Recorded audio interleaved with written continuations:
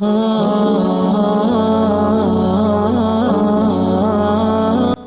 Is a question कि हम हिंदुओं में किसी को परेशान करना या किसी की हत्या करना मने गलत कहा गया है। ये मजहब इसकी इजाजत नहीं देता।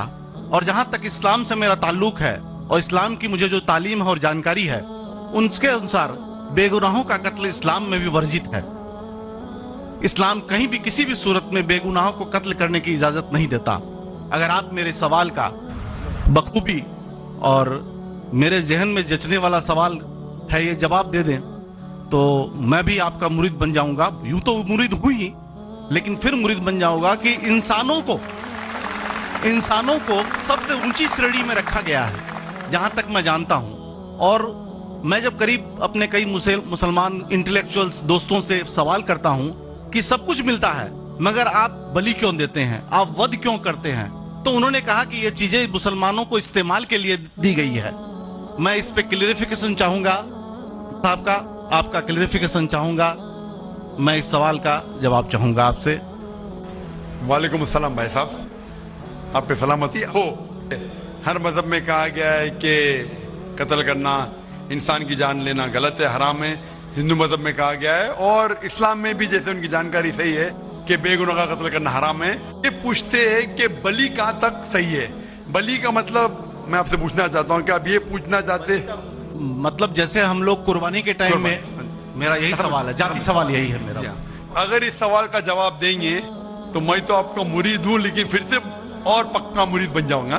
भाई साहब ने कहा कि आप लोग कुर्बानी क्यों देते हैं, और ये कुर्बानी का जो सवाल है कि हम ईद उल जुहा बकरी ईद में कुर्बानी क्यों देते हैं। कुरान मजीद में अल्लाह ताला फरमाते हैं सूरह हज में सूरह नंबर 22 में कि ना ही गोश्त ना ही खून अल्लाह को जाता है। अल्लाह को ना खून की जरूरत ना गोश्त की जरूरत। ये कुर्बानी के वक्त अल्लाह को खून नहीं जाता ना गोश्त जाता है। लेकिन तकवा, आपकी पायटी, आपकी परहेजगारी अल्लाह को पसंद है। इस्लाम में जब कुर्बानी दी जाती है ईद उल जुहा के टाइम पे, सबसे पहले जो मैं कह रहा हूं कि मेरी मंतिक ये समझ सकती है कि हमें ये याद दिला रहे कि इंसानों की बलि चढ़ाना हराम है। और जब हम याद दिलाते हैं, जब बकरा काटते या जो भी काटते जानवर, इस वक्त जब हम काटते हम अल्लाह का नाम लेके काटते। और जो भी जानवर की कुर्बानी देते उसके 3 हिस्से कर सकते। एक हिस्सा हम खुद रख सकते, खुद के इस्तेमाल में ला सकते, एक तिहाई हिस्सा।